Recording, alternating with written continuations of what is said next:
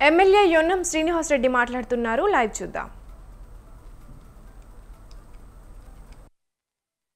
పార్టీకి చేయాల్సింది అయ్యా, బీఆర్ఎస్లో ఉన్న ఉద్యమకారులారా, మీ నాయకుడు యువ నాయకుడు మీరు కాబోయే ముఖ్యమంత్రి అనుకున్న కేటీఆర్ గారి మానసిక స్థితి గిది. అందుకే చాలామంది వస్తున్నారు బొద్దురా బాబు వీళ్ళు అని.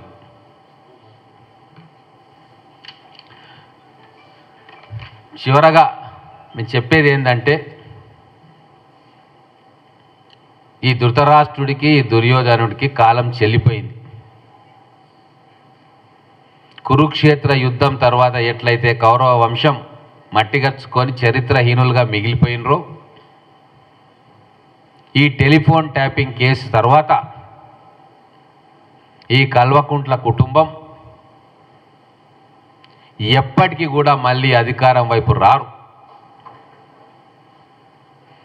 ఇప్పటికైనా ఒక నిజమైన ప్రతిపక్షంగా మీరు సూచనలు సలహాలు ఇస్తే మా కాంగ్రెస్ ప్రభుత్వం దాన్ని స్వీకరించడానికి సిద్ధంగా ఉంటుంది.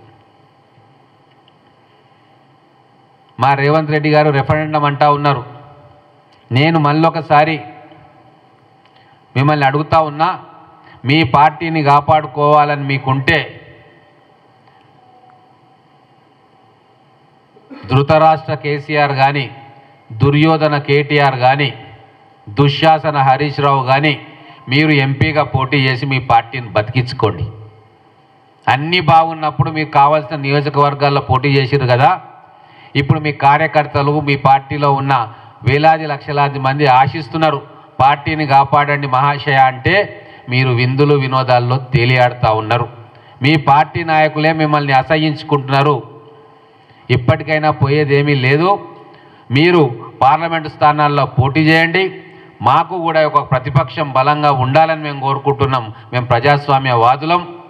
పార్టీని కాపాడుకోండి. మీరు ఒకరేమో పోయి జైల్లో కూర్చున్నారు, ఇంకొక మాజీ ఎంపీ గారు సర్పంచ్కి కూడా ఏడ గెలవరు. కాబట్టి ఉన్న మీ ముగ్గురు కుటుంబ సభ్యులు 3 స్థానాల్లో ఎంపీగా పోటీ చేసి మీ పార్టీని బతికించుకునే ప్రయత్నం చేయండి.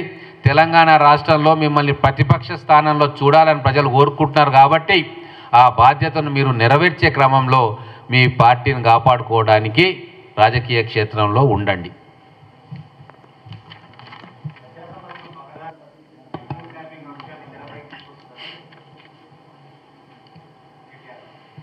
పక్కదారంటే ఎక్కడ పట్టించినాం? టీఆర్ జైలు వరకు తీసుకుపోయినామా? ప్రజా సమస్యలన్నీ ఎవరు పోయినరు? టీఆర్ జైలు వాళ్ళు పోయినరు కదా.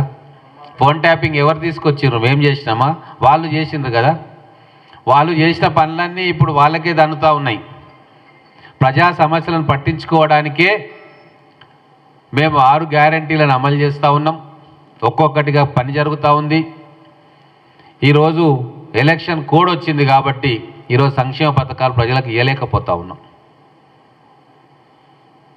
హరీష్ రావు గారు లెక్క చూపించారు 180 రైతు ఆత్మహత్యలు జరిగినాయని. ఏడ చూసిండో ఈయన, ఎక్కడున్నాడో?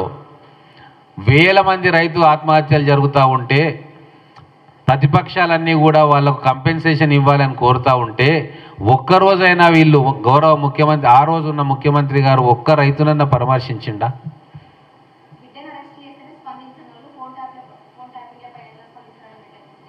ఇప్పుడు ప్రజాస్వామ్యంలో వాళ్ళ కర్తవ్యాన్ని గుర్తు చేసే బాధ్యత మాకుంటుంది.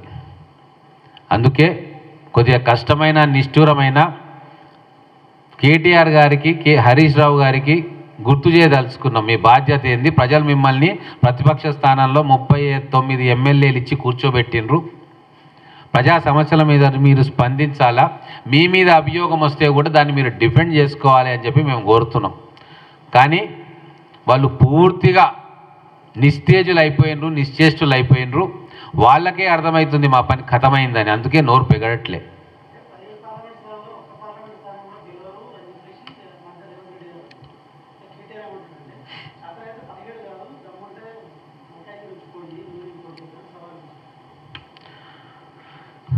ఇప్పుడే చెప్తున్నాను కదా, ఉట్టికెగరనమ్మ స్వర్గానికి ఎగిరిందట.